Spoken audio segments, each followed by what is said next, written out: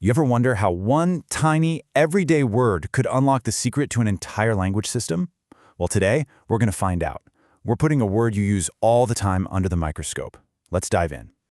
So here's the big question we're going to be asking. What can just one simple word really teach us about language? I know, it might seem like a strange place to start, but trust me, you're about to see how one tiny piece can reveal a massive, hidden system. All right, so our investigation kicks off right here. We're going to take a word we all know, a word we all use, and see what's really hiding inside. And that word is lip.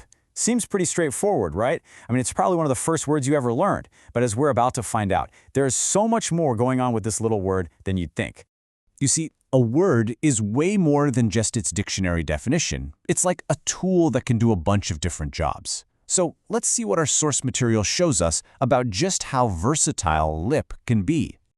Okay, first up, we've got the most obvious meaning, the one we all think of.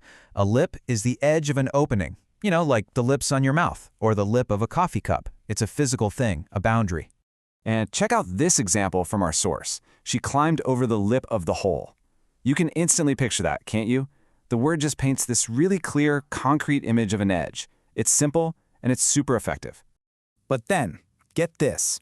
The source gives us a completely different job for the exact same word.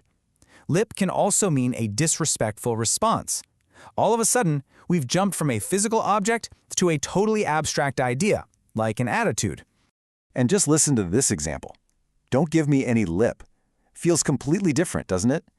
This has absolutely nothing to do with a physical edge. It's all about behavior. Same word, but two totally different worlds of meaning. Crazy.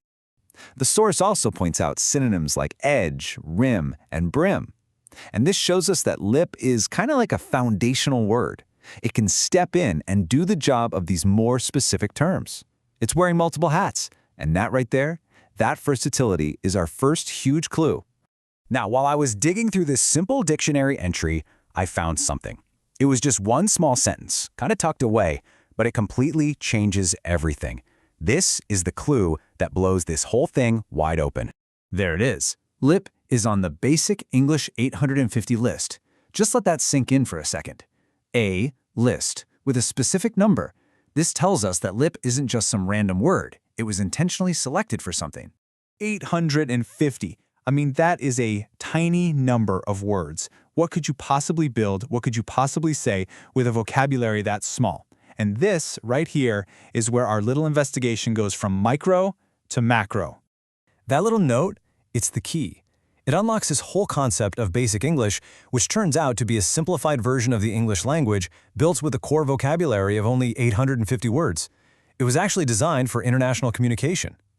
We started with one word, lip, and it led us to an entire linguistic system. So this brings us to the real mystery, right? Why this word? I mean, out of the hundreds of thousands of words in the English language, why did lip make the cut for this super exclusive essential list? Well, based only on what we've seen with lip, we can start to figure out the rules of the game here. A system like Basic English has to prioritize words that are incredibly efficient. Words like lip get picked because, 1, they're essential. They describe a common physical thing. And 2, they're versatile. They can cover abstract ideas like disrespect and stand in for other words like rim or edge. In a system with only 850 words, every single word has to do the job of 5. And this really gets to the heart of it, why a small vocabulary can be such a powerful idea. It's not about limiting what you can say, it's about finding the absolute strongest, most flexible building blocks to create meaning. And that's really the big takeaway. The most powerful words, the ones that make a list like the Basic English 850, are often the simplest ones. They're the foundation, they're the Lego bricks you can use to build complex ideas that can be understood by anyone, anywhere. So, I'll leave you with this final thought to chew on.